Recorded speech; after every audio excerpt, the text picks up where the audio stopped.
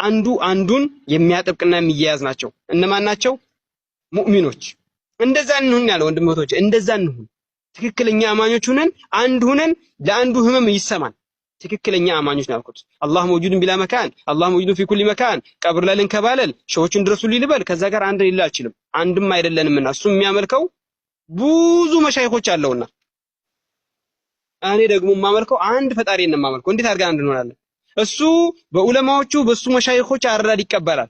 እኔ የምቀበለው ቁርአንና ሐዲስን በሷሃቦች አረዳድ። እንዴት አድርገን አንድ እንሆናለን? ያ ነው ንግግሩ ማለት ነው። طيب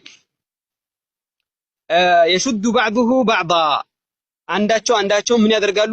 ይተሳሰራሉ። ወሸበከ አጠላለፈ በይነ አሳቢዕ በጣቶቹ መካከል እንደዚህ ተሽቢክ አደረገ፣ አጠላለፈ ጣቶቹን። ነብዩ ሰለላሁ ዐለይሂ ወሰለም በተግባር አሳዩ ማለት ነው። ዛሬ ሲታመም ሰው ወይም የሆነ ችግር ሲደርስበት ሌላ ነገር ይደረሳል። ሙእሚን ለአንደኛው ሙእሚን ሊታመምለት ይገባል፣ ሊቆስልለት ይገባል ነው። طيب وقوله صلى الله عليه وسلم አሁን መልእክተኛው ሰለላሁ ዐለይሂ ወሰለም ሌላ ያሉት ሐዲስ አለ።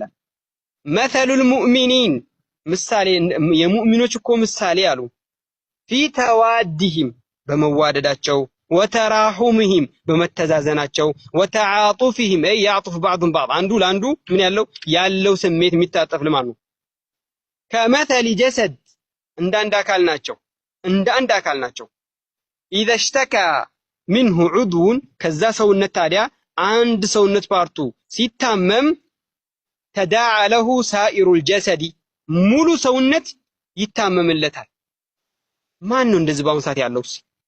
የትኛው ጋር ነው ይሄ አሁን በአሁኑ ሰዓት ያለው? አስተውሉ በደንብ አድርጋችሁ።